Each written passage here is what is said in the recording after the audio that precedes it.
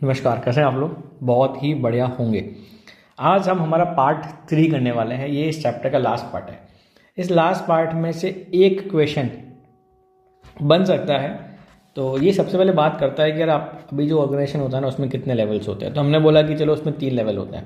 पहला होता है कॉरपोरेट लेवल, दूसरा होता है अपना बिजनेस लेवल, इसको डिविजनल लेवल भी बोल सकते हैं, और एक होता है फंक्शनल लेवल। कॉर्पोरेट लेवल पे क्या होता है कि बेसिकली स्ट्रैटेजी फॉर्मुलेशन यहाँ पे होता है। ये स्ट्रैटेजी फॉर्मुलेशन क्या होता है, यहाँ पे इनको बता दिया जाता है कि हमने ये स्ट्रैटेजीज बनाई है। सो फिर ये क्या करेंगे, अपने इंडिविजुअल बिजनेस के लिए, अपने इंडिविजुअल बिजनेस डिवीजन के लिए उन कॉर्पोरेट स्ट्रैटेजीज को ट्रांसलेट कर लेंगे अपने यहाँ पे कि हमें कैसे करना है। फंक्शनल लेवल क्या होता है कि जैसे अपना HR डिपार्टमेंट हो गया, अपना फाइनेंस डिपार्टमेंट हो गया, मार्केटिंग प्रोडक्शन डिपार्टमेंट हो गया, ये वो लोग हैं जो एक्चुअली कस्टमर से या ग्राउंड लेवल पे कनेक्टेड होते हैं। इनको बिजनेस की बहुत अच्छी इंसाइट्स होती है। एग्जाम में क्वेश्चन कैसे आता है पहले वो क्लियर कर लो। एग्जाम में एक पर्सन का नाम लिखा हुआ आएगा कि वो उस लेवल वो ऐसा काम कर रहा है, ये सब कर रहा है, उसके रोल्स एंड रिस्पॉन्सिबिलिटी क्या है। सबसे पहले मैं ये आइडेंटिफाई करना होगा कि वो कौन से लेवल पे। जनरली वो कॉर्पोरेट लेवल का ही पूछते हैं, बट ऐसा हो सकता है कि वो बिजनेस या डिवीजन लेवल पे हो, तो उसका भी सवाल पूछा जा सकता है। और आखिरी होता है फंक्शनल लेवल पे। सेकेंड क्वेश्चन यहाँ पे ये बनता है कि कॉर्पोरेट लेवल को फंक्शनल लेवल के लोगों से इनपुट लेने चाहिए in the strategy development process. तो वहाँ लिखा होगा कि एक बंदा है इस लेवल पे है बट उसने फंक्शनल लेवल से इनसाइट नहीं लिया है। तो आप बताइए आपका क्या कमेंट है।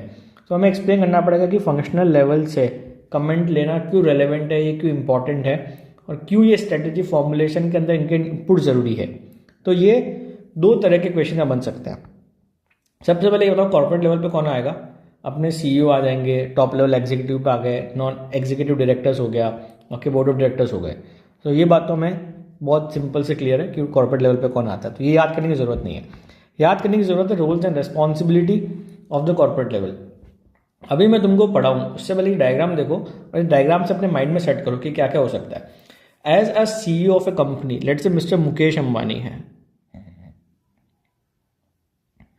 ये आप जब भी बात करोगे ना, शेयर होल्डर्स के बारे में बात करते हैं कि शेयर होल्डर्स को अपने इतना रिटर्न किया, शेयर होल्डर्स ने इतना पैसा कमाया, शेयर होल्डर्स की वेल्थ इतनी इंक्रीज करी। तो एज ए CEO कंपनी वो बहुत इंपॉर्टेंट है क्या? बहुत इंपॉर्टेंट है, क्योंकि at the end of the day investors आपकी कंपनी में पैसा इन्वेस्ट करते हैं, वाया शेयर से वाया डायरेक्टली इन्वेस्ट करते हैं, और उसी से आपको पैसा मिलता है। तो शेयर होल्डर्स का एक ध्यान रखना किसके रोल्स में आ जाएगा, कॉर्पोरेट अपना ये कॉर्पोरेट लेवल के ऊपर, कि उनको देखना पड़ेगा कि जो हमारी स्ट्रैटेजीज है वो अप्रोप्रिएटली काम कर रही है कि नहीं कर रही है, जिससे शेयर होल्डर्स की वेल्थ मैक्सिमाइज होनी चाहिए। तो फर्स्ट बात तो ये होगी। सेकेंड बात, वो लीडर है, वो किसी पे डिपेंडेंट नहीं हो सकते कि ये काम कर देगा, वो काम कर देगा, ये कर देगा। They actually have to become like an benchmark, कि वो लीडरशिप प्रोवाइड करनी पड़ती है, हमें ऐसा काम करना है, हमें वैसा काम करना है। तो उनको देख के बाकी ऑर्गेनाइजेशन को मोटिवेशन इंस्पिरेशन मिलता है कि हमारा लीडर ऐसा है तो हमें इतना करना है। तो ये भी बहुत सिंपल है। मिशन सेट करना कंपनी का, गोल सेट करना किसके परव्यू में आएगा, ऑब्वियसली कॉर्पोरेट लेवल किस में आएगा। अभी एक वर्ड है स्ट्रैटेजी, बाकी जो भी सारे पॉइंट्स ना वो स्ट्रैटेजी से लिंक कर दूंगा। देखो, he oversee the strategy development process.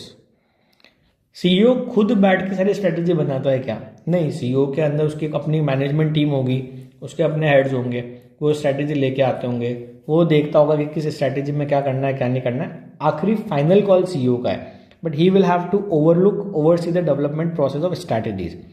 Second बात, he will have to oversee the formulation and implementation of strategy, कि भैया स्ट्रैटेजी का फॉर्मुलेशन को क्या हुआ कि नहीं हुआ, उसका इम्प्लीमेंटेशन कैसे होगा, वो सारा एस्पेक्ट किसके अंदर आएगा, आपके ऑब्वियसली CEO के अंदर आएगा। रिसोर्स एलोकेशन, किस डिवीजन को, किस डिपार्टमेंट को, किस बिजनेस में कितना पैसा लगाना है, इसका डिसीजन कौन लेगा? ऑब्वियसली कॉर्पोरेट लेवल वाले लोग लेंगे। व्हाट बिजनेस टू अंडरटेक, कौन से बिजनेस में जाना है, कौन से बिजनेस में काम करना है, ये डिसीजन कौन लेगा? CEO लेगा। आखिरी पॉइंट, अगर हमें किसी का एक्विजिशन करना है या हमें हमारा कोई डिवीजन डाइवेस्टमेंट करना है तो ये किसके रोल में आएगा? कॉर्पोरेट रोल में आएगा। चलो मैं पॉइंट बनाता हूँ। सबसे पहले ही have to provide the leadership. अब नंबर लिखते जाते हैं अपन। पहला क्या हो गया अपना, ये लीडरशिप प्रोवाइड करता है। Okay. Second, as a corporate level they have to oversee कि हमारी जो स्ट्रैटेजीज है they are working well to maximise और to increase the share holders wealth. Second point ये हो गया कि share holder management, investors management, वो भी इसमें आ गया। नेक्स्ट पॉइंट हो गया mission development and then goal, setting up the goals and objective, that also comes under the corporate level, ये हो गया। Next point is oversee the strategic development process, ये हो गया हमारा fourth point. Strategy formulation and implementation का process देखना या वो इंश्योर करना किस में आ गया, कॉर्पोरेट लेवल पे आ गया। तो ये हो गया हमारा fifth point. Resource allocation to different business departments, that comes under the corporate level, ये हो गया हमारा six point. What businesses to undertake, कौन डिसाइड करेगा, कॉर्पोरेट लेवल करेगा। एक्विजिशन एंड डाइवेस्टमेंट कौन डिसाइड करेगा, यही लोग डिसाइड करेंगे। अब नाउ लेट्स रीड इट। अभी देखो ये जो वर्ड्स है ना, ये जो वर्ड्स है ये की वर्ड्स है। अब मुझे इसके आगे पीछे फिलर्स लगा के पूरा सेंटेंस फॉर्म करना आना चाहिए।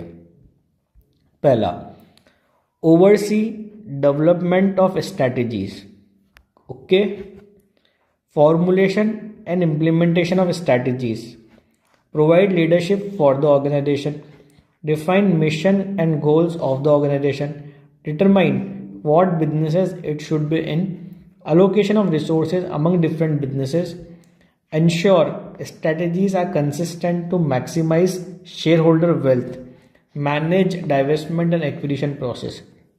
अभी आप देखो फिलर्स क्या है इसके अंदर, ये तो सही है, define, determine, ensure, strategy are consistent to maximise shareholder wealth. मुझे तो सिर्फ ये वर्ड याद था, मैक्सिमाइज शेयर होल्डर वेल्थ। उसको मैंने क्या किया स्टार्टिंग में, ensure strategies are consistent to manage divestment and acquisition process. अब अपने नोट्स में देखेंगे आपको मोर और लेस सिमिलर ही मिलेगा।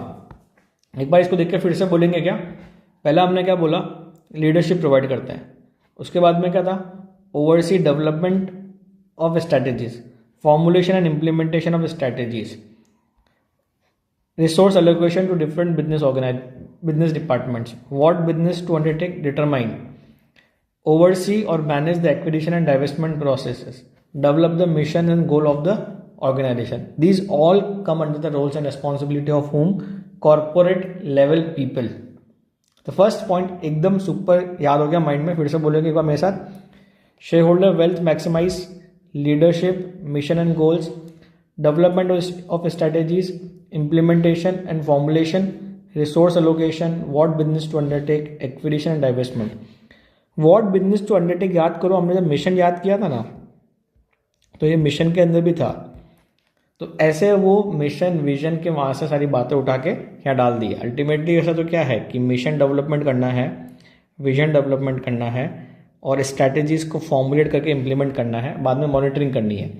अल्टीमेट एम तो यही है स्ट्रैटेजी का। बट कॉर्पोरेट लेवल के पर्सपेक्टिव इनमें से कुछ पॉइंट हमने यहाँ बना के यहाँ पे सेट कर लिए हैं। Is that clear? ये तुम्हारे माइंड में याद हो गया। 8 पॉइंट्स हमें याद होते हैं क्या? अच्छे से याद होते हैं, very good. The next level is business level. इसमें एग्जाम्पल दिया था पतंजलि का। पतंजलि का मान लो कि एक कुछ अलग फूड डिवीजन है, एक आयुर्वेदा मेडिसिन है। तो these are the business level managers. इसका जो मैनेजर होगा, हेड होगा, दैट विल बी इस डिवीजन का हेड, और यहाँ पे जो होगा वो इस डिवीजन का हेड होगा। तो when the question comes, clearly differentiate कि भैया ये कॉर्पोरेट लेवल वाला बंदा है या बिजनेस लेवल वाला बंदा है। अब इनके रोल्स एंड रिस्पॉन्सिबिलिटी क्या है?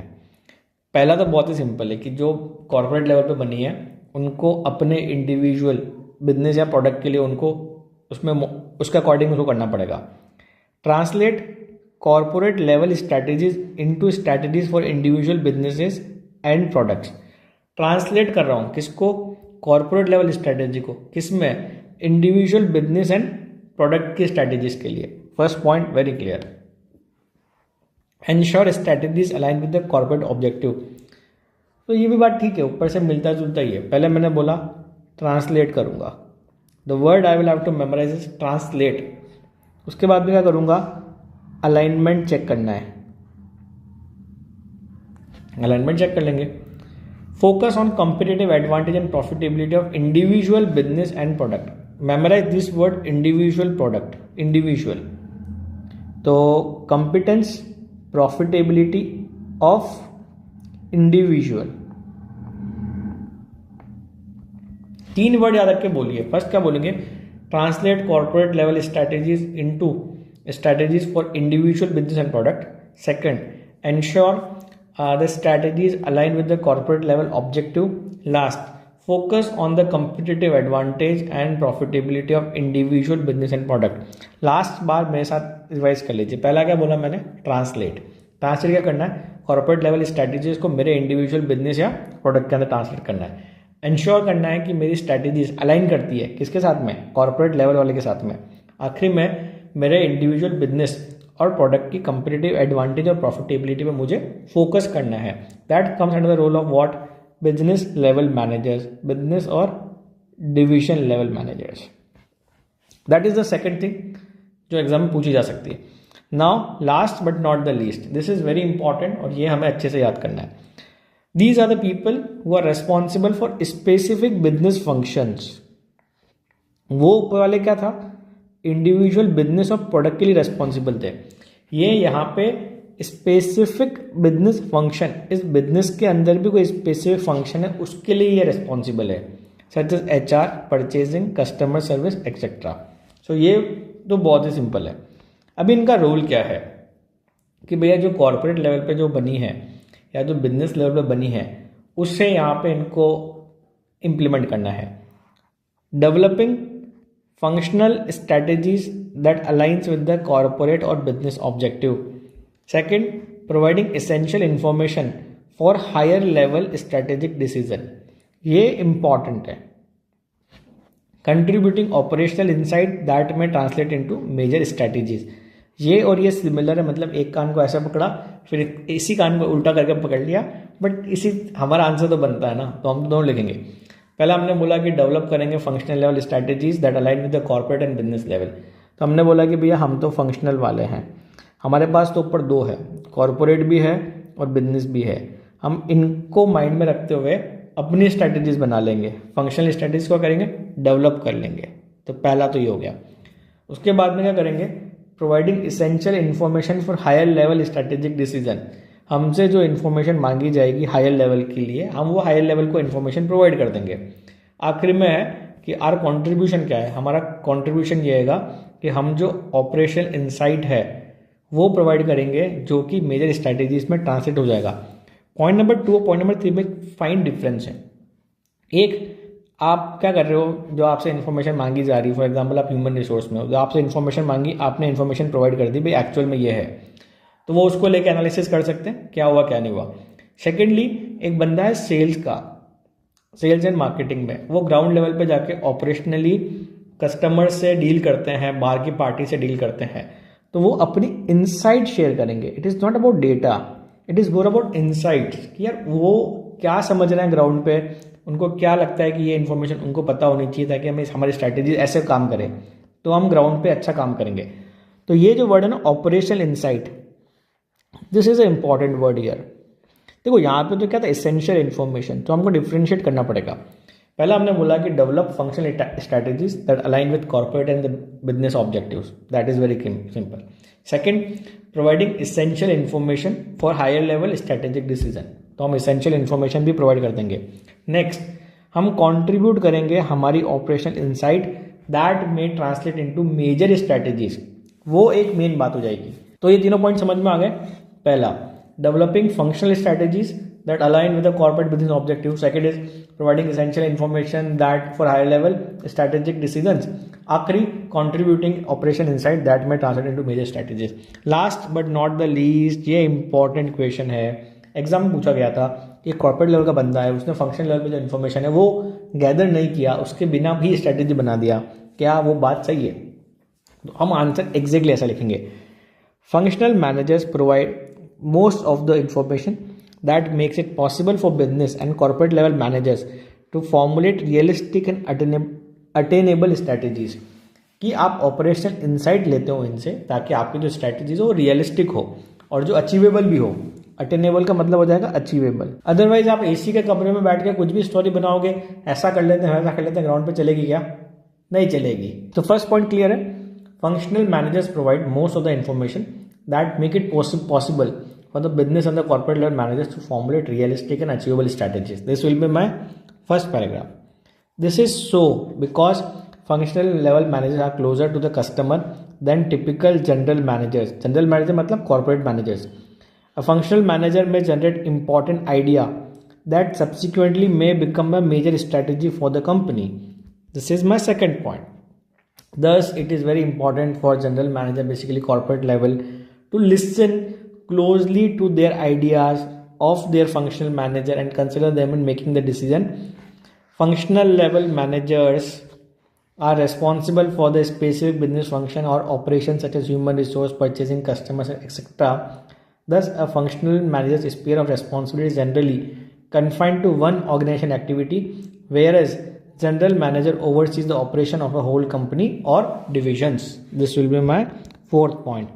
तो पहला पॉइंट मैं क्या लिखूंगा कि ये इन्फॉर्मेशन प्रोवाइड करते हैं जिसको लेके आप रियलिस्टिक और अचीवेबल प्लान्स बनाते हो. ऐसा क्यों?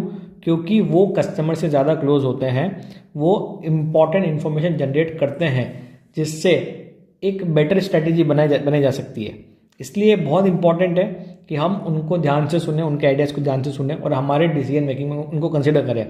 क्रक्स तो देखो यही है कि वो कस्टमर से क्लोज हैं, they can generate a good insight to make a realistic and achievable plans and strategies.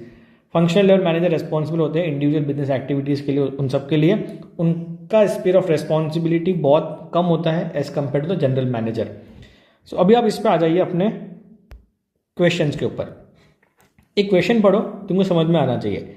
ABC Limited is in the wide range of business which include apparel, lifestyle, product, furniture and real estate. The company is looking to hire a suitable CEO.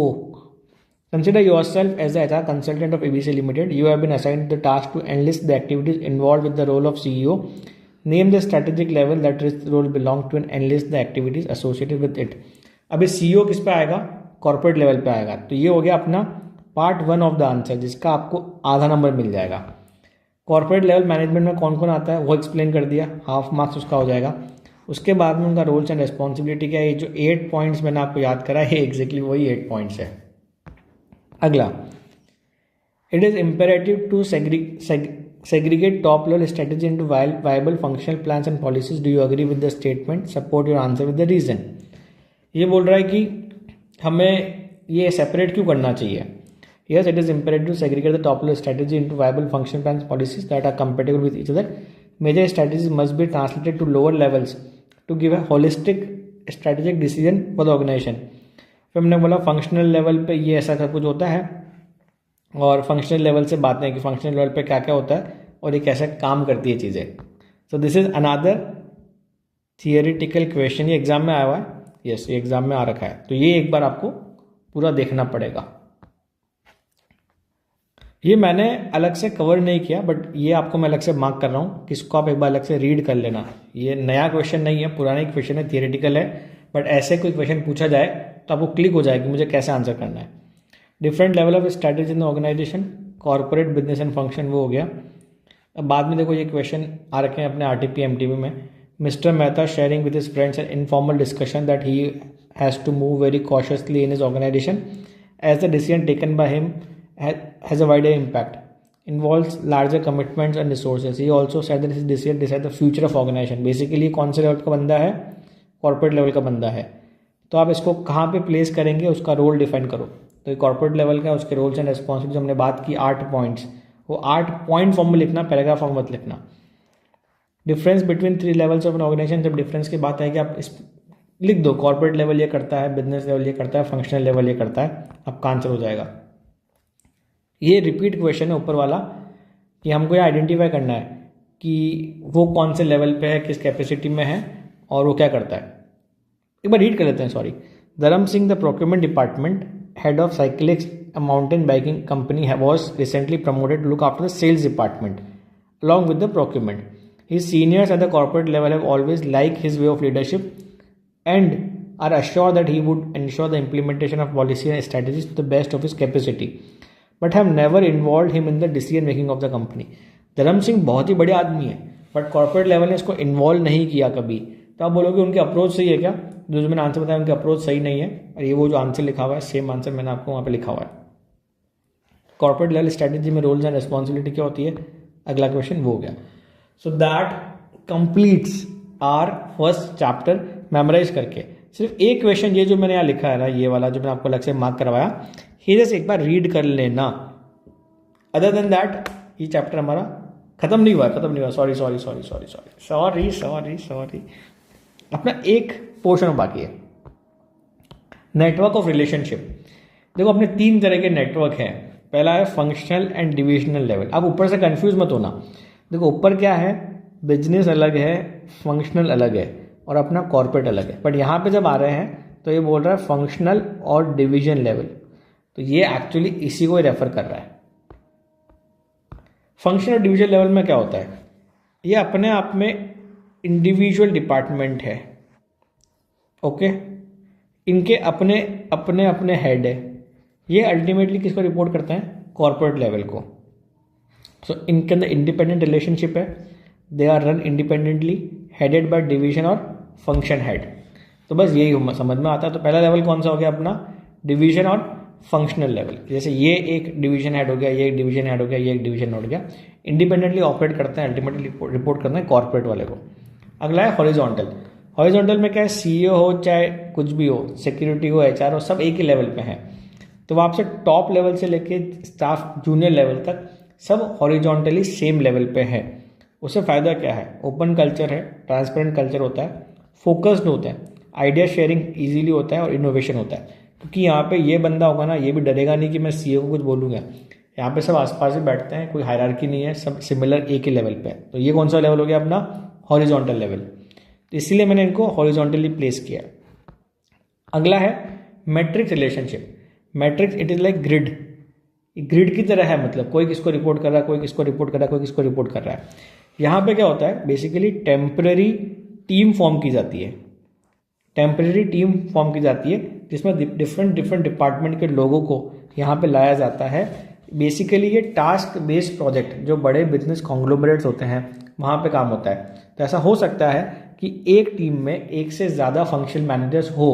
क्यों, क्योंकि ये specific एक task को करने के लिए आ रहे हैं।